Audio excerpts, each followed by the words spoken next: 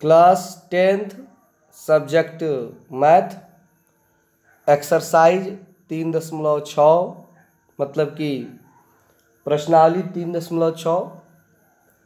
ये जो चैप्टर है ये 3 पार्ट का लास्ट चैप्टर है और इस चैप्टर में आपको वैसे सवाल दिए जाएंगे जो अभी तक आप पीछे जितने भी चैप्टर हैं मतलब 3.1 से यानी 3.1 से 3.5 तक जो विलोपन विधि, वज्रगुणन विधि, प्रतिस्थापन विधि, उन सारे मेथड का सवाल इसमें आपको मिलेगा।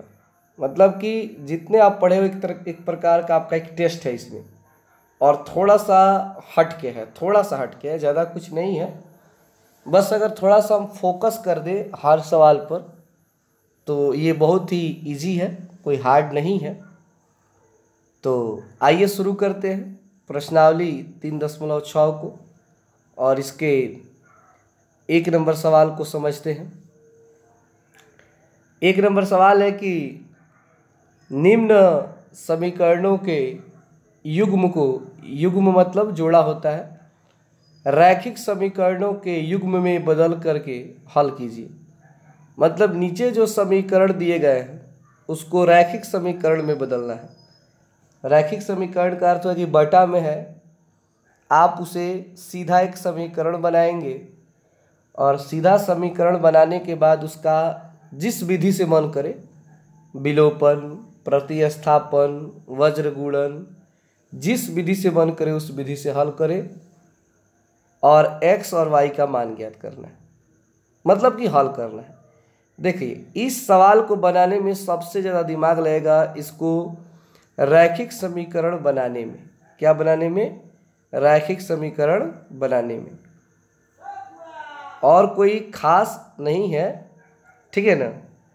केवल इसका अगर रैखिक समीकरण आप लोग बना लिए तो आप इसे आसानी से किसी भी विधि से हल कर सकते हैं। तो चलिए शुरू करते हैं। पहला सवाल है, पहला समीकरण है 1/2x प्लस 1/3y बराबर 2। आप इसे समीकरण 1 नहीं मानेंगे, आप इसे समीकरण 1 नहीं मानेंगे क्योंकि ये बटा के रूप में है। पहले आप इसे रैखिक करेंगे, रैखिक मतलब इसको सीधा करेंगे और सीधा करने के बाद उसे समीकरण 1 और समीकरण 2 मानेंगे। तो इसके लिए हम सबसे पहले क्या करेंगे, देखिए 1/x और 1/y दोनों समीकरणों में है, यहाँ से ध्यान देंगे। देखिए इसमें 1/x है, इसमें भी 1/x है, ठीक है। इसमें 1/y है, इसमें भी 1/y है। दोनों में 1/x और दोनों में 1/y कॉमन है।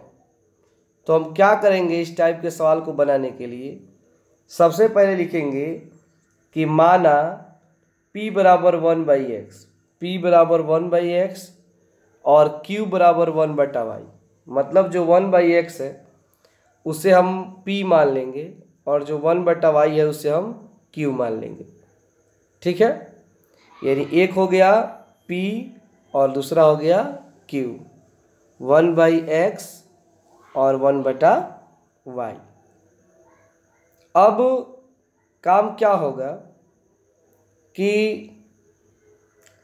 1/x जो है उसे तो आपने p मान लिया। मान लीजिए कि यहाँ पे है 1/2x, तो 1/2 का 1/2 और बटा में x है, सॉरी बटा में x है, तो 1/2 का 1/2 लेकिन आपने x को यानी 1/x को आपने p माना है तो लिखेंगे 1/2p, 1/2p। तो फिर आपके मन में एक सवाल चलेगा कि जब 1/2x में हमने 1/2 निकाल लिया तो केवल x ना बचा, नहीं, x बटा में है, उसके ऊपर कुछ नहीं है तो 1 मान लेंगे। यानी 1/2x को हम ऐसे भी लिख सकते हैं 1/2 इंटू 1/x, क्योंकि 1 से 1 में गुणा होगा तो 1 ही होगा और 2 में x से गुणा होगा तो 2x होगा। तो 1/2x को हम 1/2 को साइड कर लेंगे और 1/x के जगह p रख देंगे, तो 1/2 p हो जाएगा। क्या होगा जी? 1/2 p। उसी तरह 1/3y है, तो 1/3 का 1/3 y के जगह q, y के जगह q, क्योंकि हमने 1/y को q माना है और 1/x को p माना है। तो क्या करेंगे? 1/2x प्लस 1/3y है, तो उसके जगह लिख देंगे 1/2p प्लस 1/3q बराबर 2 का 2। मतलब p किसके लिए लिखा गया? x के लिए, और y के लिए q, और बराबर में 2। ठीक है। अब क्या करेंगे इसके बाद कि हम अगर मान लीजिए इस p में 1 से गुणा करें, p में अगर 1 से गुणा करेंगे तो क्या आएगा? p आएगा। और इस q में 1 से गुणा करें तो एक ही q आएगा। तो हम क्या करेंगे कि p से 1 में गुणा करेंगे तो p बटा में 2 है तो 2, और q में 1 से गुणा करेंगे तो q बटा में 2 है तो 3 है तो 3, अब बराबर 2 का 2। उसके बाद क्या करेंगे कि इस 2 और 3 का लघुत्तम निकालेंगे, तो 2 और 3 का लघुत्तम होगा 6, क्योंकि 2/3 6 होता है। तो हमारा जो लघुत्तम आएगा उसको यहाँ पे बटा में लिख देंगे और 2 से इसमें भाग देंगे। तो 2 से अगर हम 6 में भाग दें तो 2/3 6 होगा, यानी 3 मर्त में कटेगा। इस 3 से अगर इस p में गुणा करें, 3 में अगर हम p से गुणा करें तो 3p आएगा। क्या आएगा? 3p। तो यहाँ पे हमने क्या लिखा? 3p। अब भाग देंगे इस 3 से 6 में, तो अगर हम 3 से भाग देते 6 में तो 3 दूना 6, कट गया 2 मर्त में। 2 से जब q में गुणा होगा तो 2q, तो 2q का 2q, और ये बराबर में 2 है तो 2। अब क्या करेंगे? इस 3p 2q को उसी तरह उतार देंगे और इस 6 में तिरछा तिरछी 2 में गुणा करेंगे। तो आपको पता है कि जब 6 में 2 से गुणा करेंगे तो 6 दूना 12, तो यहाँ पर हमने लिख दिया 12। तो इस तरह हमारा पहला समीकरण आ गया 3p प्लस 2q बराबर 12। 3p प्लस 2q बराबर 12, इसे हम कहेंगे समीकरण 1। ऐसे आप लिख सकते हो, इसलिए इसको हमने पीले कलर से हेडिंग बना दिया है ताकि समझ में आ जाए कि ये समीकरण 1 है। तो इस तरह आपको पता चला कि समीकरण 1 कैसे निकला। अब आइए समीकरण 2 को भी कैसे निकाले हैं उसको जान लेते हैं। समीकरण 2 है 1/3x, तो 1/3 का 1/3 लिखे, x के लिए p लिखेंगे और y के लिए q लिखेंगे। x के लिए p और y के लिए q लिख देंगे। तो देख लीजिए 1/3 x के लिए p प्लस 1/2 q y के लिए q बराबर 13/6। उसके बाद क्या करेंगे कि जब इस p में 1 से गुणा करेंगे तो p बटा में 3, q में 1 से गुणा करेंगे तो q बटा में 2, 13/6 का 13/6। और उसके बाद इस 3 2 का लघुत्तम निकालेंगे तो 6 आएगा। 3 और 2 का लघुत्तम क्या आएगा जी? 6 आएगा। जब 3 से भाग देंगे 6 में, तो 3 से भाग देंगे 6 में तो 3 दूना 6, 2 मर्त में कट गया। इस 2 में p से गुणा होगा तो 2p प्लस 2 से भाग देंगे 6 में तो 2/3 6, और 3 में q से गुणा करेंगे तो 3q बराबर 13/6। फिर क्या करेंगे कि इस 6 से, देखिए नीचे वाला भी 6 है, ऊपर भी, यानी इस साइड में भी 6 है, तो 6 से 6 को कटा देंगे तो ऊपर बचेगा 2p प्लस 3q को उसी तरह उतार देंगे 13 का 13। ये समीकरण 2 हो गया। तो आप लोगों को पता चल गया होगा कि समीकरण 1 और समीकरण 2 कैसे निकाला गया है। ठीक है। अब आइए इसको हम प्रतिस्थापन विधि से हल करते हैं। वैसे आप लोग चाहो तो किसी भी विधि से हल कर सकते हो, लेकिन हम प्रतिस्थापन विलोपन सभी से एक एक करके बनाएंगे। तो प्रतिस्थापन विधि आप लोग को याद है तो ठीक है, नहीं याद है तो फिर भी एक बार और समझ लीजिए कि किसी भी सवाल को प्रतिस्थापन विधि से कैसे बनाया जाता है। तो आप यहाँ पे देख सकते हो कि सबसे पहले लिखते हैं प्रतिस्थापन विधि से और लिखेंगे समीकरण 1 से, समीकरण 1 से, और यहाँ पर समीकरण 1 उतार देंगे। तो समीकरण 1 देख लीजिए ऊपर है 3p + 2q = 12, 3p + 2q = 12। यहाँ पे मिस्टेक हो गया है, q लिख दीजिएगा, 3p + 2q = 12। तो ये प्लस में 2q है, बराबर किधर आएगा तो माइनस, 12 का 12, और ये 3p इधर बच गया तो 3p। फिर आपको क्या करना है, 12 - 2q को उसी तरह लिखना है, लेकिन ये जो 3 गुणा में ये वो कहाँ चला जाएगा, बटा में।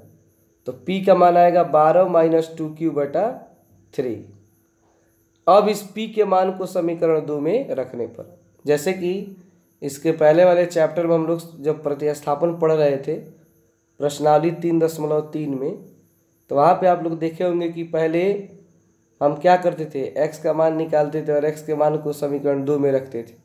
उसी तरह इसमें p का मान निकला है, समझ लो कि p x है और q y है, तो p के मान को समीकरण 2 में रखने पर अब यहाँ पे हम समीकरण 2 उतार दिए, 2p + 3q = 13। यहीं आया था ऊपर, देख लीजिए यहाँ पे 2p + 3q = 13, ये समीकरण 2 है। अब यहाँ पे उतारने के बाद हम क्या करेंगे, इस 2 को 2 लिखेंगे, p का मान ये पूरा यहाँ पे रख देंगे कोष्ठ के अंदर। देख लीजिए ये जो p का मान निकला है ना, इसको हम क्या करेंगे, यहाँ पे पुटअप कर देंगे। तो 2p का मान ये हो गया, और 3q का 3q = 13 का 13। उसके बाद क्या करेंगे कि इस 12 में 2 से गुणा करेंगे तो 12 दूना 24 होता है, माइनस का माइनस, और ये 2 दूना 4 q / 3, और ये जैसे है वैसे उतार दिए। फिर क्या करेंगे कि 3 और इसके बटे में कुछ नहीं है तो 1 मान करके इसका लघुत्तम 3 होगा, और जिसका लघुत्तम निकालते हैं अगर वही अंक आ जाए, जैसे 3 का लघुत्तम निकाले 3 आ गया, तो ऊपर वाले अंक में कोई परिवर्तन नहीं होता, उसको उसी तरह उतार देते हैं, 24 - 4q, लेकिन इसमें गुणा हो जाएगा, 3 × 3 = 9q और बराबर 12। फिर से 24 का 24, 9 को q प्लस में है और 4 को q माइनस में, तो 9 को q में से 4 को घटाएंगे तो 5 को q आएगा, तो यहाँ 5q, और ये तिरछा तिरछी गुणा हो गया, तो यहाँ पे 13 है, सॉरी यहाँ पे 13 है, तो 13 × 3 = 39, 13 × 3 = 39, 12 नहीं होगा 13 होगा, 13 × 3 = 39 हो जाएगा। ठीक है, यहाँ पे थोड़ा याद रखेंगे उतारने के समय में, वैसे हम सुधार देंगे, फिर भी आप लोग यहाँ पे 13 लिखिएगा, 12 नहीं। तो 13 यहाँ होता है 39, और ये 24 + 5q, प्लस में 24 है, बराबर किधर आएगा तो माइनस, यानी 39 तो पहले से है, लेकिन प्लस में 24 है, बराबर किधर आएगा तो माइनस, और ये 5q का 5q, ये 5 गुणा में है तो कहाँ जाएगा, बटा में, और 39 से 24 घटाएंगे तो 15, 5 गुणा में है बटा में, 5 × 3 = 15, तो q का मान कितना आ गया, 3 आ गया। अब q का मान निकल गया, तो जिस तरह उसमें जब y का मान निकल जाता था, तो y के मान को हम लोग चाहे समीकरण 1 में रखें चाहे समीकरण 2 में, तो x निकल जाता था, उसी तरह अब q रखेंगे तो p निकल जाएगा। तो q के मान को समीकरण 1 में रखने पर, तो चलिए समीकरण 1 में रखते हैं। पहले समीकरण 1 उतार लेते हैं, 3p का 3p, प्लस का प्लस, 2 का 2, q की जगह 3, बराबर का 12 का 12, 3p का 3p, 2 × 3 = 6, बराबर में 12 है तो 12। फिर 3p प्लस में 6 है, बराबर किधर है तो माइनस, और 12 से 6 घटाएंगे तो 6, और जब ये 3 गुणा में है तो कहाँ जाएगा, बटा में, तो कटा देंगे इसे, तो 3 दूना 6, तो p का मान 2 आ गया। तो p का मान 2 आ गया और q का मान 3 आ गया, तो हमें तो p और q नहीं निकालना है, हमें x और y निकालना है। तो अब हम x y निकालेंगे, अभी p q निकाले हैं। याद होगा आप लोगों को, शुरू में एक चीज़ माने थे, ये याद हो या ना हो ध्यान से समझिएगा इसको। शुरू में ही माने थे कि P बराबर 1/x और Q बराबर 1/y, P बराबर 1/x एवं Q बराबर 1/y शुरू में ही लिखा गया था, सबसे फर्स्ट में। तो ये बात फिर से लिखेंगे और P के जगह जो P का मान है उसको रख देंगे। तो P का मान 2 है तो यहाँ 2, 1/x का 1/x एवं Q के जगह 3, क्योंकि Q का मान 3 है, 1/y का 1/y। और उसके बाद से यहाँ पे तिरछा तिरछी गुणा होगा, 2 में x से गुणा होगा तो 2x, 1 का 1, 3 में y से गुणा होगा 3y, 1 का 1। और उसके बाद अंत में ये 2 गुणा में है तो बटा में, तो 1 के बटा में जाएगा तो 1/2, तो x का मान आ गया 1/2। और ये 3 गुणा में है तो जाएगा बटा में, तो y का मान 1/3। तो इस प्रकार 1 नंबर सवाल का आंसर आया, x का मान 1/2 और y का मान 1/3। तो इस प्रकार हमारा ये सवाल कंप्लीट हुआ। चलिए इसको उतार लीजिए।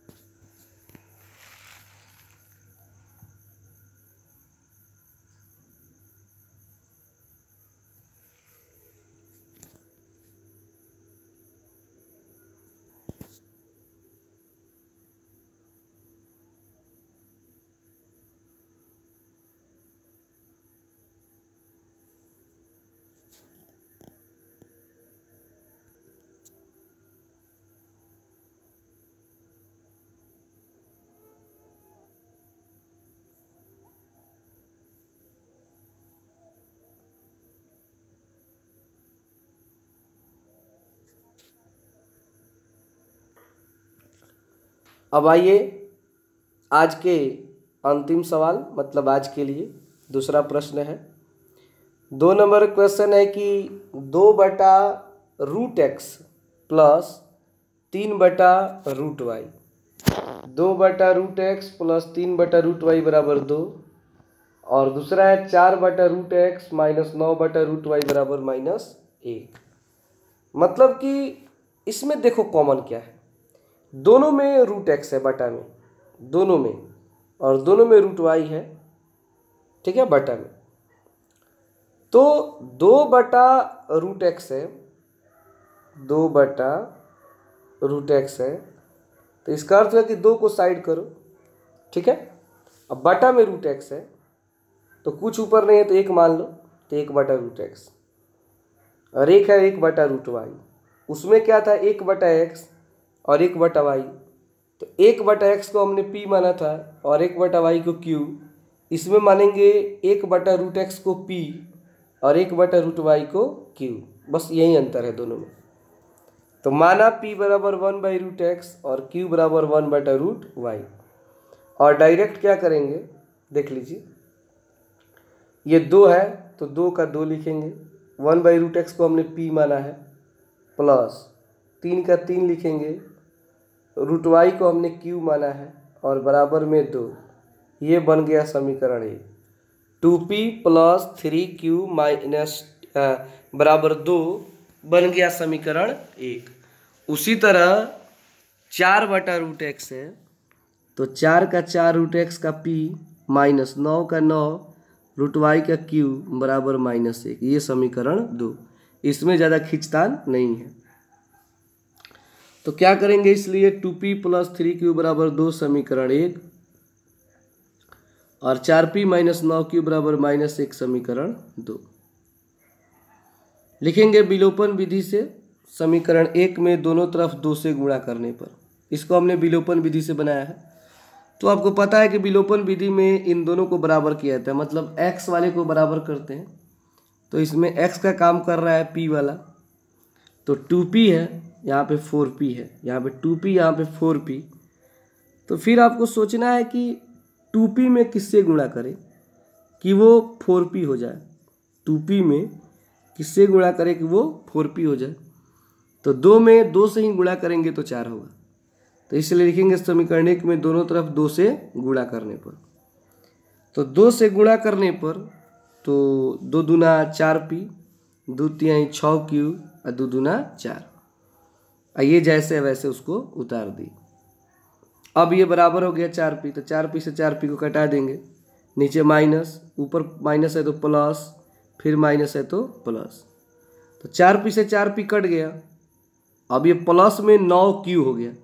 ये समझते हैं ना कुछ देर के लिए कि माइनस नहीं है, मिटाया नहीं जाता है, मन में रखना पड़ता है। तो 9 गो q और 6 गो q होता है 15 गो q। आइए प्लस 1 और 4, तो 4 में 1 जोड़ेंगे तो 5 होगा, तो 5। तो 15q बराबर 5। 15 गुणा में है तो जाएगा बटा में। अब ऊपर 5 बटा में 15, तो 5 एकम 5, 5 तिहाई 15। तो q का मान 1/3। q का मान क्या आ गया? 1/3।